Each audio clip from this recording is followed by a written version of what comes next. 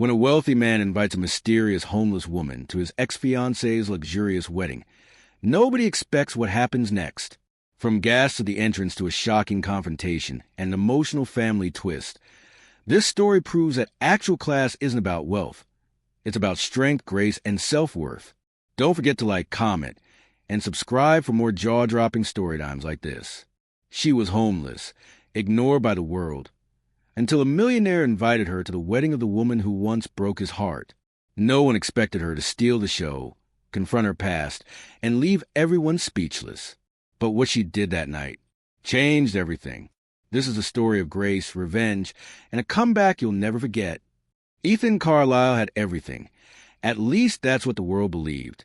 A mansion in the hills, a private jet, millions in his account, and a broken heart he couldn't buy his way out of. He sat in his sleek black Mercedes, parked on the edge of Lincoln Park, staring blankly through the windshield. The wedding invitation sat on the passenger seat beside him like a loaded gun. Madison Wells, his ex-fiancée. The woman who once promised forever is now marrying a Wall Street investor with a chin full of Botox and a yacht named after himself. Ethan clenched the steering wheel. He didn't know why he was even thinking of going. Maybe to prove he'd moved on. Maybe to see if her eyes still searched for him when she walked down the aisle. His brooding was interrupted by movement on a nearby bench. A woman, thin, wrapped in layers of torn clothes, her hair matted under a knitted beanie, was struggling to pull off her wet shoes. Her bare feet were blistered, and though her body looked fragile, her eyes told a different story. They were sharp, fierce, unapologetic. She caught Ethan watching. "Never seen a homeless woman before?" she asked, voice flat but not bitter. Ethan stepped out of the car without thinking. "I've seen a lot, but never one who looks like she's about to bite the whole world back." She tilted her head, intrigued. "You always walk up to strangers like this? Or just the ones who look like they've hit rock bottom?" "I was about to go somewhere I don't want to go," he said honestly, "and I thought maybe you'd like to come with me." Her laugh was dry. "To a soup kitchen?" "No, to a wedding." That caught her off guard. She stared at him like he'd gone insane. "You want to take a homeless woman to a wedding? You know I smell like rain and regret, right?" "I'll take care of that," Ethan replied. "All I'm asking is for a yes." She studied him, this stranger in a tailor coat, clearly running from a storm. Maybe he wasn't trying to save her. Maybe he needed saving too. Zoe smirked. "You know what? What the hell? I've got nothing else planned." As she stood up and followed him to his car, neither of them could have guessed that this reckless decision would leave an entire wedding gasping in disbelief and change both of their lives forever. The ride to Ethan's penthouse was quiet at first. Zoe sat stiffly in the passenger seat of his luxury car, her fingers gripping the seatbelt as if it were her last line of defense. The leather interior, the soft jazz play in the background, the scent of cologne and new car, all felt foreign to her, like stepping into someone else's dream. Ethan glanced at her, careful not to make her feel judged. "You okay?" She smirked, still deciding if you're a rich lunatic or just bored. "I get that a lot," he replied, smiling softly. "But no, I just thought maybe you deserve to feel seen, even for a day." Zoe turned to the window, hiding the flicker of emotion in her eyes. No one had used the word deserved for her in years. When they arrived at his high-rise, the doorman stared. So did the concierge. But Ethan didn't flinch. He guided Zoe past the whispers, into the elevator, and straight to the 27th floor where a team of stylists had already been summoned. Zoe blinked. "Wait, you're serious? Hair people? Makeup? That's not who I am." "Maybe not," Ethan said gently. "But what if it's who you could be again?" A moment passed. Then two. "Fine," she said, crossing her arms. "But no fake eyelashes. I'm not going down like a clown." What followed was hours of transformation. Her matted hair was carefully washed, detangled, and styled into soft, voluminous curls. Her chipped nails were cleaned and painted a soft rose gold. Her face, once hidden behind grime and sadness, was revealed beneath layers of care and kindness. Finally, the boutique team presented a gown, an emerald green silk dress that shimmered with elegance. Zoe hesitated before stepping into it. When she looked in the mirror, her breath caught. She didn't recognize herself. "Is that really me?" she whispered. Ethan appeared behind her, adjusting his cufflinks. "That's always been you. You just forgot for a while." Zoe turned to face him, no longer the woman from the bench, but not quite Cinderella either. Something in between. Real. Powerful. "Why are you doing this?" she asked softly. Ethan's expression shifted. "Madison left me for someone shinier. Flashier, I guess. I just wanted to show up with someone who makes people stop and look. Someone unforgettable." Zoe tilted her head, amusement flickering in her eyes. "So, I'm your revenge accessory?" "No," he said. "You're the only real thing in that entire wedding. That's why I'm bringing you." And with that, they stepped into the elevator together, leaving behind the past and heading toward a night neither of them could predict, one that would leave an entire room speechless. The wedding venue looked like a fairy tale carved out of gold. Chandeliers sparkled like frozen stars. Rose petals lined the aisle in delicate pink and ivory. Guests in designer suits and glittering gowns sipped champagne and exchanged polished gossip. Everyone smiled, but it was the kind of smile that carried teeth beneath the gloss.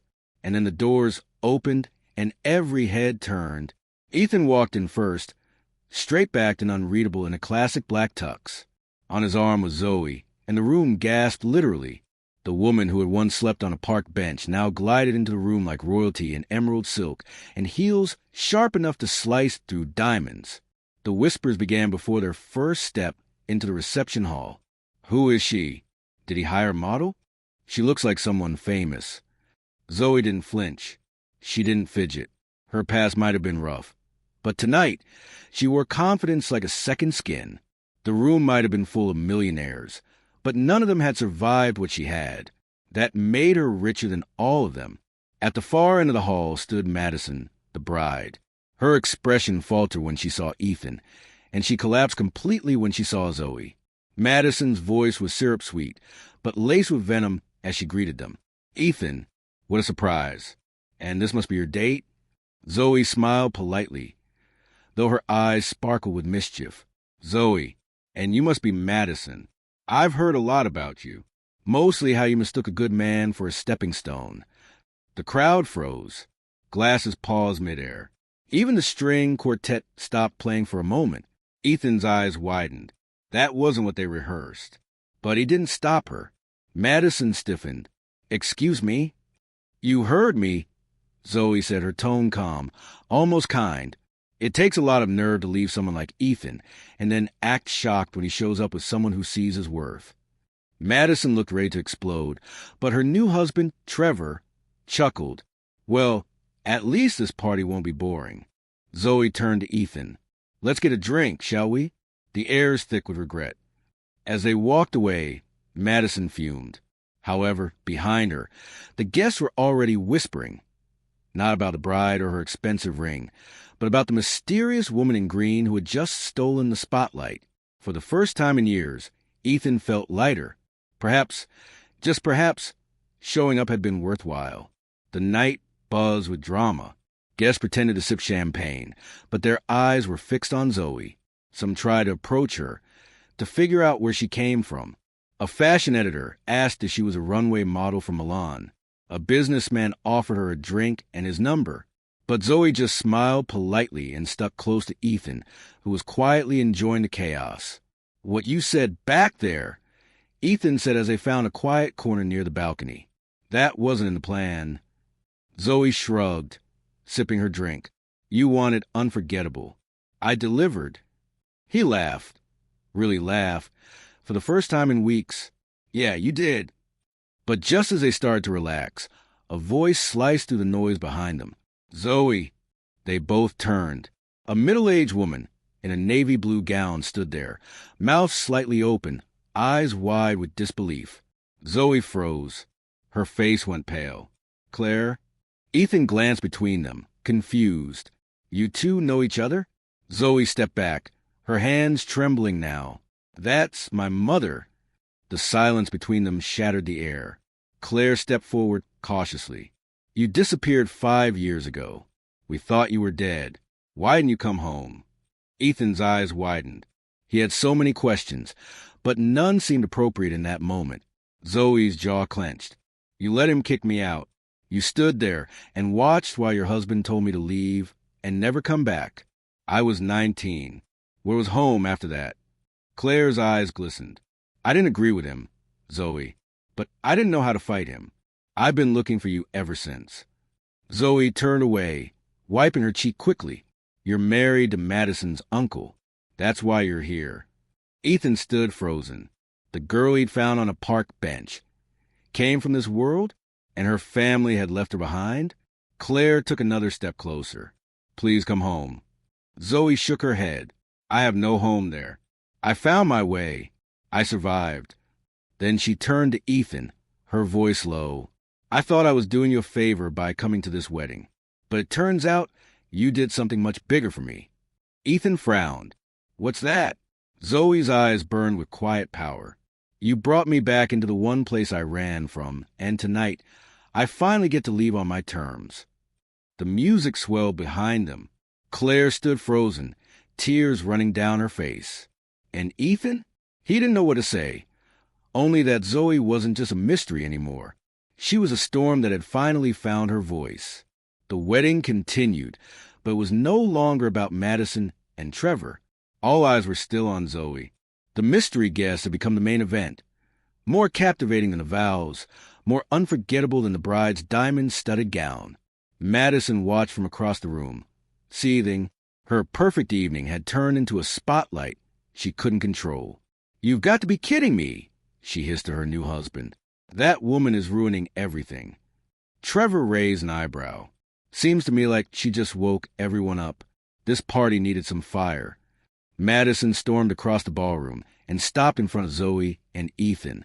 What exactly is your angle? She snapped at Zoe. You think this makes you classy?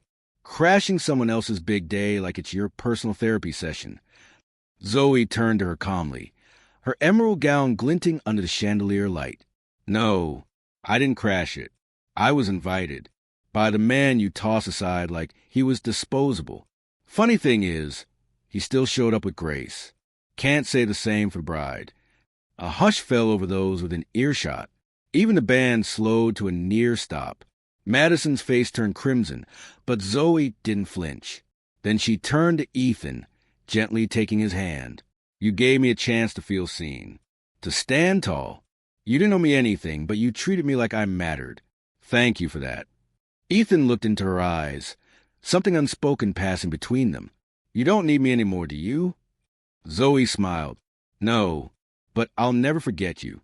She leaned in and kissed him softly on the cheek, then stepped away, graceful, bold, and glowing like a queen.